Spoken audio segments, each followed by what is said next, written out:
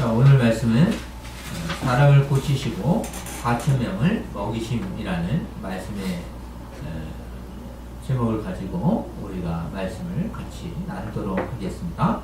오늘 본문은 마태복음 15장 29절에서 39절의 말씀입니다. 하나님께서 또한 우리에게 필요한 일용할 양식을 허락하여 줄 것을 믿고 또한 풍성한 은혜를 주실 줄 믿습니다.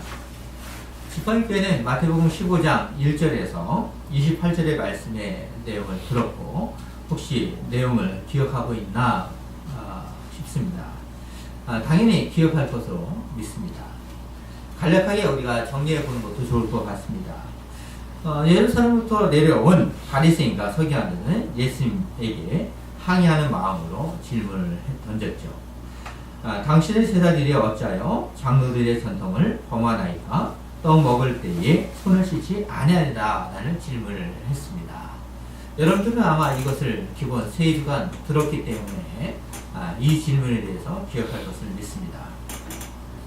이렇게 질문할 수 있는 것은 자신들에게 내려오는 무엇이 있었습니까? 장로들의 전통, 그러니까 구전으로부터 내려온 전통들이 있었기 때문입니다. 많은 구전이 있지만 그 중에서 예수님의 제자들이 떡 먹을 때에 손을 씻지 아니하리다 이거 말을 던지는 것은 참 우리가 생각해 볼 필요성이 있죠. 이것은 바로 정결에 대한 문제였기 때문입니다. 누구나 다 하는 행동, 이것은 구약적인 의미에서 제사장들에게만 주어진 일인데 이것이 구전을 이어지면서 모든 사람들이 해야 되는 것으로 전통으로 만들었기 때문입니다. 이것은 바로 정결에 대한 문제인데 예수님께서는 정결에 대한 규례의 참뜻은 물로 손을 씻어 외부적으로 정결하고자 하는 의도가 아니라는 것이죠. 죄로 더러워진 마음과 영혼을 정결하게 하는 것입니다. 이것이 바로 정결에 대한 것이 무엇이냐라고 했을 때 마음이라는 것, 우리의 영혼이라는 것을 이야기하는 것입니다. 손을 씻는다고 해서 마음의 영혼과 영혼이 정결해질 수는 없는 것이잖아요. 하나님께서는 마음과 영혼이 죄로 더러워진 당신의 백성을 위해서 특히 원죄로 부정하게 된 더러움까지 하얀 물처럼 깨끗하게 정결하게 해줄 수 있는 분이 바로 예수 그리스도라는 것, 예수 그리스도를 보내주셨다는 거죠. 바로 예수 그리스도로 말미암아 우리의 원죄까지 깨끗이 씻어질 수 있는 것입니다. 단지 손을 씻는다고 해서 그 죄가 씻어집니까? 그러지 않잖아요. 빌라도가 손을 씻었다고 해서 어떠합니까? 예수님을 못 박은 것이 그것이 사라집니까? 그러지 아니하는 것입니다. 하나님 앞에 온전한 백성으로 설 수 있도록 이스라엘 백성만이 아니라 이방인에도 은혜가 있다는 것을 분명히 하셨습니다. 이것이 우리에게 중요한 것입니다. 믿음으로 고백하는 것이 중요하다는 것입니다. 믿음으로 고백하는 것이 중요하기 때문에 바로 우리에게 정결이 필요한 것이죠. 그것도 믿음으로 고백하는 것도 필요한데 예수 그리스도의 은혜로 우리가 정결해질 수 있는 것입니다. 유대인도 아니 가장 타락한 도시라고 할 수 있는 드로아 시건에서 이방인 여인이 가나안 여인이 어떻게 고백합니까? 주여 올소이다. 많은 개들도 제 주인의 상에서 떨어지는 부스러기를 먹나이다. 이렇게 고백을 합니다. 자신을 개라고 칭하고 있습니다. 이런 고백을 하는 사람은 가나안 여인입니다. 유대인으로부터 가나안 땅에서 쫓겨난 조상들을 생각한다면 어떻습니까? 놀라운 고백입니다. 오히려 예수님을 만날 필요도 없습니다. 유대인이라고 생각하기 때문에 만날 필요도 없습니다. 오히려 원수와 같은 존재일 것입니다.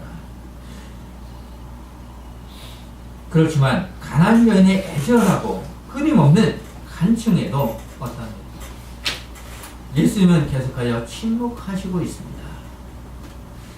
이 가나안 여인이 주여올소이다 라고 하지만 끊임없이 간청을 하지만 예수님은 오히려 모르세 어쩌면 침묵하고 있습니다.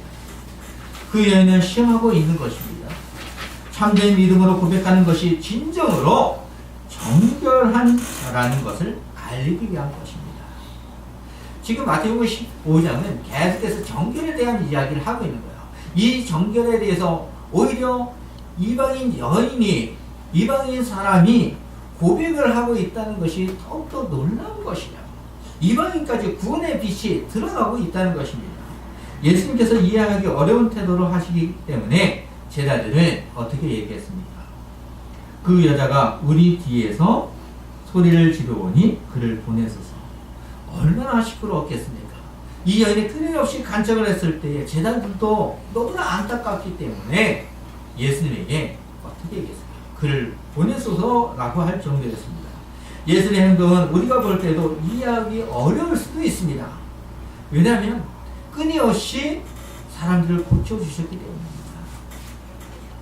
그리고 오는 사람들에게 오히려 은혜를 줬지 모르쇠 한 적이 없기 때문입니다. 가난한 여인이 믿음으로 고백할 수 있도록 어떻게 한 것입니까? 도와주고 있는 것입니다. 그 여인은 주여 올소이다 라는 고백을 하므로 예수님은 그때에서야 여자여 내 믿음이 크도다 라고 하시므로 그거는 유대인만이 아니라 이방인에게까지도 하나님께서 택하신 자들이 있음을 분명히 하신 것입니다. 이런 고백이야말로 우리가 이방인이 이렇게 고백하고 나면 구원을 얻은 것 같이 구원은 바로 모든 하나님의 택한 자들에게 있음을 우리는 아는 것입니다. 가나안 여인의 참된 믿음의 고백을 받은 예수님은 두로와 시돈을 떠나서 갈릴리 해변을 따라 이동하던 중 산에 올라가 앉으셨습니다. 마태는 아주 간략하게 기록을 하지만 병의 본문인 마가복음에서 마가복음 7장 31절에서 이렇게 말하고 있습니다. 기록을 합니다. 예수께서 다시 두로 지방에서 나와 시돈을 지나고 대가볼리 지방을 통과하여 갈릴리 호수에 이르매 라고 기록을 합니다. 이렇게 기록한 이유가 있습니다. 갈릴리라고 하면 일반적으로 유대인의 땅이라고 우리가 생각할 수 있잖아요. 지금 예수님께서 활동하고 있는 장소도 대체적으로 갈릴리 지역이라고 생각하기 때문에 당연히 유대인 땅이라고 얘기합니다. 그렇지만 이방인들이 거주하는 지역으로 갈릴리 북동쪽을 이야기하는 거예요. 북동쪽을 이야기함으로 하려면 예수님은 계속하여 이방인 지역에서 지금 사역을 하고 있다는 거예요. 그러니까 이스라엘 지역에서 사역을 하고 있는 것이 아니라 지금 이방인 지역에서 지금 사역을 하고 있는 중입니다. 그래서 예수님께서 산에 올라가서 앉았다라고 얘기하고 있습니다. 그 앉았다는 얘기는 바로 무엇인가를 가르치고자 하는 것입니다. 그러니까 은하에서는 가르친다 한다면 이렇게 서서 이제 하지만 유대인의 이제 생활적인 습관을 보면 말씀을 가르치다는가 뭔가 이야기할 때는 앉습니다. 그러면 다른 사람도 앉냐라고 했을 때 앉지 않는 경우도 있고 앉으라 하면 앉는 경우도 있습니다. 계속해서 보시면 여기서도 예수님은 많은 사람을 고쳐주셨습니다. 30절과 31절을 보시면 큰 무리가 다리 저는 사람과 장애인과 맹인과 말 못하는 사람과 기타 여럿을 데리고 와서 예수의 발 앞에 앉히매 고쳐주시니 말 못하는 사람이 말하고 장애인이 온전하게 되고 다리 저는 사람이 걸으며 맹인이 보는 것을 무리가 보고 놀랍게 여겨 이스라엘의 하나님께 영광을 돌립니다. 인간의 의학으로는 고칠 수 없는 불치의 병을 고쳐주시는 것입니다. 사람들이 예수님의 발 앞에 앉히게 했다는 것은 자신들의 비참함을 인정하고 있는 것입니다. 인정하도록 하는 것이고 그들 또한 그것을 인정하는 것입니다. 주님의 능력에 굴복하는 태도로 우리가 보아야 합니다. 자신들의 병이 고침을 받으면서 무리들을 보면서 기이하게 생각했을 것입니다. 자신들의 섬기는 신보다 예수님이 하시는 일을 생각할 것입니다. 자신들의 신들에게 자신의 병을 분명히 강구했을 것입니다. 간절한 마음으로 기도했을 것입니다. 자신들 손에 신의 능력을 베푸시는 것이 아니라 어떠한 것입니까? 이스라엘의 하나님께 영광을 돌리고 있는 것입니다. 자신의 신들보다 이스라엘의 신이 더욱더 크다. 그 이유는 이스라엘 신은 참 굉장한 신이라고 생각하면서 영광을 돌리는 것을 우리가 볼 수 있습니다. 그렇기 때문에 이 부분을 우리가 좀 더 구체적으로 하면 참 어려워요. 과연 이들이 참된 믿음으로 고백했느냐? 이렇게 볼 수도 있고, 제가 보는 것처럼 이들이 자신의 신들보다 더 높다는 생각을 하면서 고백을 할 수도 있기 때문입니다. 그렇지만 이들에게 있어서는 지금 복음이 들어가고 있는 거죠. 예수님이 누구시냐는 것을 알게 하고 있는 것입니다. 그러면 이런 질문을 할 수 있습니다. 단지 이들은 불치의 병이 고침을 받아서 영광을 돌리는 것인가? 이런 질문을 우리가 던질 수 있는 것이죠. 오늘날도 병만 나을 수 있는 것에 대해서 관심이 많기 때문입니다. 병만 나을 수 있다면 사람들이 어떻게 하면 무릎을 꿇어요. 근데 병은 난 다음에 어떻게 합니까?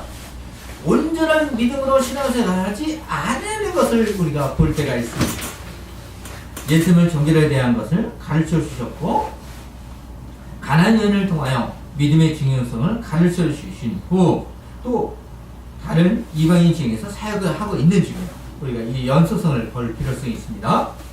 사역의 연속성을 생각하면 죄로 더럽혀진 자들을 발견하는 것입니다. 사역의 죄의 중함을 알게 된 그들은 자신의 믿음으로 겸손히 주님의 발 앞에 엎드리는 것을 또한 우리가 볼 수도 있습니다. 단지 병만 낫고자 하는 것이 아니라 믿음의 중요함을 드러내고자 하는 것을 볼 수도 있기도 합니다. 그렇기 때문에 이것이 둘이 왔다 갔다 하는데, 저도 그래서 믿음의 중요함도 있으면서도 병을 낫고자만 하는 경우도 우리가 생각할 수 있습니다. 예수님은 당신의 앞에 온 많은 사람을 고쳐주신 후 제자들을 부르시고 있습니다. 32절을 보시면 예수께서 제자들을 불러 이르시되 내가 무리를 불쌍히 여기느라 그들이 나와 함께 있는지 이미 사흘임에 먹을 것이 없도다. 길에서 기진할까 하여 굶겨 보내지 못하겠는가.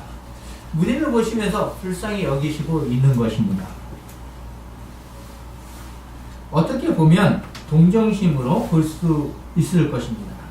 동정심이 아니라 마음속에서 우러나는 당신의 백성에 대해서 측은시심으로 보고 있는 것입니다.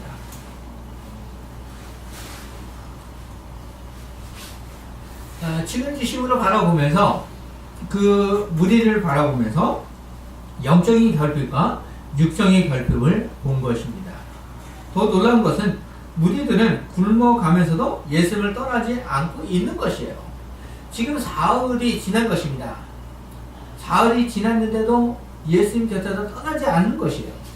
그들에게서는 지금 자신의 고통을 강구하고 있기 때문입니다. 예수님의 그들을 돌려보낼 수 있습니다.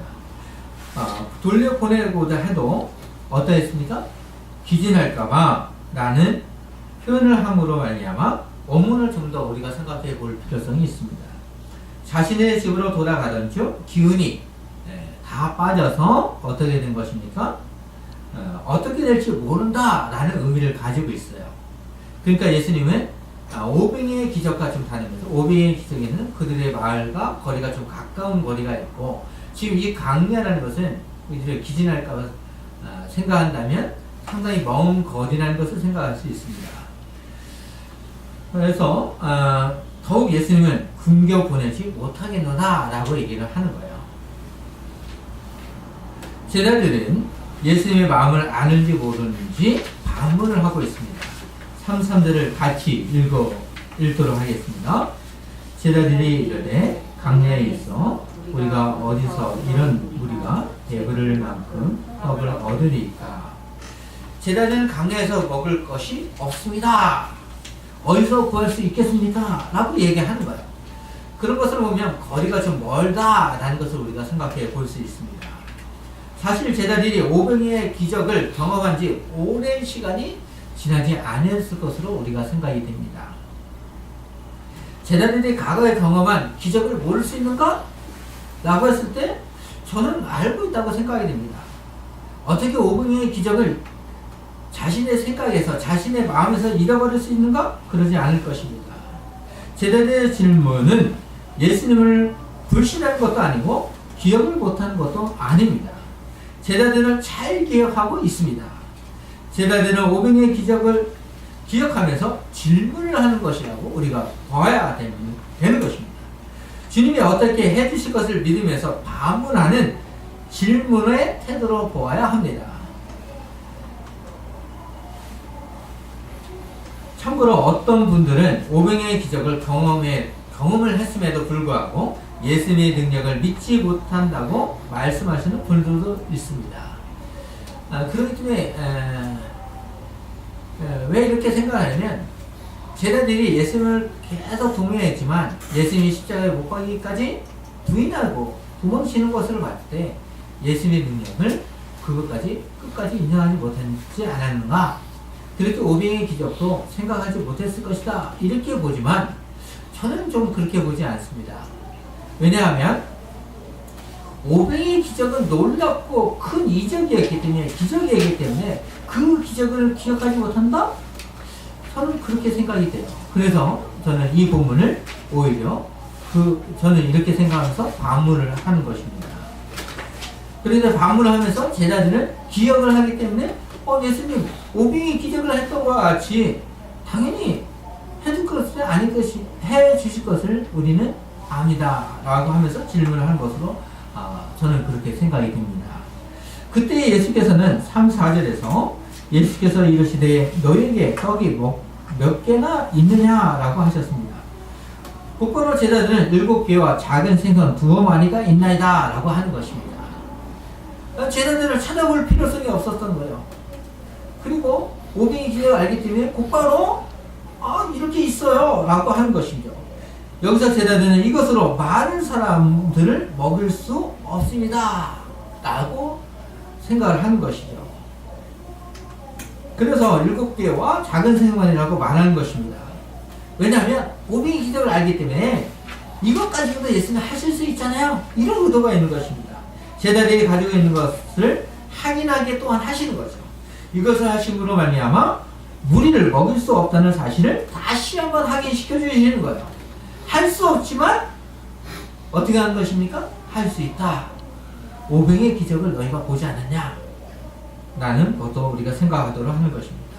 그랬더니 많은 사람, 500의 기적을 경험하지 못한 사람들에게 있어서는 이것뿐이 없지만 할 수 있다는 것을 확인시켜 주는 것입니다.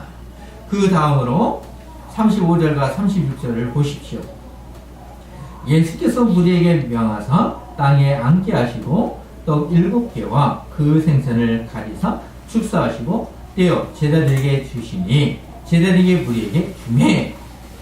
예수님은 무리들이 식사할 수 있도록 땅에 앉게 하시는 것입니다. 여기서 그냥 지나칠 수 있는 단어를 우리가 생각해 볼 수 있습니다. 500의 기적에서도 축사하신 것을 우리가 생각해 보았습니다. 오늘의 본문에서도 우리가 축사라는 말을 우리가 생각해 봐야 되는데, 500여는 유대인들에게 행하신 기적인 것을 생각해야 됩니다. 자, 500의 기적에서는 유대인에게 분명히 했던 기적이죠. 그렇지만 오늘 본문에서는 유대인들에게 행하는 기적이 아닙니다. 오히려 이방인에게 하는 기적이라는 거죠.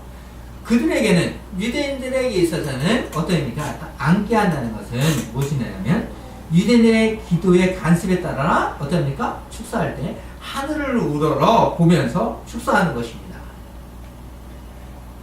그렇지만 오늘 말씀에서 축사는 좀 달라요. 그러니까 유대인들에게 하는 축사가 아니라 이방인들에게 하는 축사라는 거죠. 이방인들의 간섭에 따라 감사의 기도를 하는 축사인 것입니다. 하늘을 바라보면서 정말 유대인들이 하는 간섭에 따라서 축사하는 것이 아니라 먹을 것을 주신 것에 대해서 감사적인 측면에서 기도하는 것입니다. 마태는 축사를 한꺼번에 또한 한 것으로 기록을 하고 있어요. 근데 병해복음은 마가복음을 보면 어떻습니까? 더 구체적으로 마가복음 8장 6절과 7절에서는 떡을 먼저 축사하시고 그런 다음에 나중에 다시 생선을 축사하신 것을 기록하는 것을 볼 수 있습니다. 이런 축사를 예수님은 최후의 만찬에서도 두 단어를 다 사용해서 어떻습니까? 먼저 떡을 축사하시고 그 다음에 잔을 축사하는 것을 볼 수 있습니다. 모든 인류를 향한 하나님의 사랑의 구원의 반영을 하고 있는 것입니다. 그러니까 마태는 우리가 통합적으로 한 번으로 기록한 것을 우리가 볼 수 있는 것이죠. 그만큼 이 축사를 한다는 것은 이방인에게까지 하늘로부터 내려온다는 감사적인 측면을 담고 있는 것입니다. 계속해서 37절과 38절을 보시기 바랍니다. 다 배불리 먹고 남은 조각을 7강주리에 차게 거두었으며 먹은 자는 여자와 어린이 외에 4,000명이더라 라고 기록합니다. 또 여기서 우리가 질문을 던질 필요성이 있습니다. 오병의 기적에서는 5,000명을 먹고 남은 것이 12바구니 라고 합니다. 이렇게 분명히 기록했죠. 오늘 말씀은 먹고 남은 것이 7강주리라고 합니다. 바구니는 어린 아이가 누울 정도의 크기입니다. 강주리는 어린 오타입니다. 어른도 누울 수 있는 정도입니다. 여기서 수정해 주시기 바랍니다. 강주리에 대한 것을 우리가 생각해 보면 사도행전을 우리가 볼 필요성이 있습니다. 유대인들은 바울을 변질자로 생각했기 때문에 생각을 하면서 공모하여 죽이고자 했습니다. 담에서까지 예수님의 따르는 사람들을 죽이고자 그렇게 예루살렘 공회의 칙령을 가지고 사람들을 죽여도 되는 거예요. 그렇지만 담에서에서 예수님을 만난 다음에 어떻게 합니까? 변하는 거예요. 오히려 유대인들에게 사람들에게 복음을 전하고 있는 거예요. 그러니까 오히려 유대인들은 어떻게 생각해요? 변질자를 생각해서 그를 죽이고자 공모를 하고 있었어요. 그래서 때리기도 했었습니다. 그럴 때 바울의 제자들이 밤에 성 위에서 어떻게 됩니까? 강주리로 달아내려서 예루살렘으로 도망가도록 한 이야기가 있습니다. 그럴 때 이 강주리를 생각하면 엄청 크다. 사람이 어린이 들어가도 그 무게를 건져낼 수 있다는 것입니다. 바로 이 강주리가 그만큼 크다라는 것을 이야기하는 거죠. 그리고 강주리 또 생각하다 보니까 이런 생각이 드는데 7강주리는 완전할 수고 또한 12방은 완전하다라는 것 같아 하나님의 놀라운 사역은 놀랍고 완전한 숫자다, 완전한 이적이다 라는 것을 우리가 이렇게 생각해 볼 수도 있겠다라는 생각을 하게 됩니다. 이처럼 강주리는 어른도 들어갈 수 있을 정도로 크기입니다. 5,000명을 먹이고 남은 12바구니와 4,000명을 먹이고 남은 7강주리의 양은 결코 적은 양이 아니다 라는 것을 생각해야 됩니다. 예수께서 베푸시는 양식과 배부림이 참으로 풍성하다는 표현으로 예수님은 진정한 메시아임을 드러내는 것입니다. 예수님께서 4,000명을 먹이신 후 무리를 흩어보내시고 어디로 가십니까? 39절을 보시면 예수께서 무리를 흩어보내시고 배에 올라서 마가단 지경으로 가십니다. 오병의 기적처럼 예수를 왕으로 삼고자 하는 마음이 들지 아니하도록 즉시 그들이 생각할 거를도 없이 돌려보내는 것입니다. 그러고 난 후 예수님은 갈릴리 호수 정반대로 배를 타시고 마가단으로 가십니다. 근데 오늘날 이 마가단 지역이 어디나라고 했을 때 좀 어렵습니다. 그리고 병역의 마가복음과 그 지역이 좀 다르게 기록되어 있기 때문에 좀 어려워요. 그러다 보니까 좀 어렵지만 예수님은 왕으로 삼고자 하지 아니하도록 그 즉시 다른 지역으로 떠났다라는 것을 우리가 생각해 볼 필요성이 있습니다. 오늘 말씀을 통하여 지팡이 교회에게 주님은 필요한 은혜를 주셨을 것으로 믿습니다.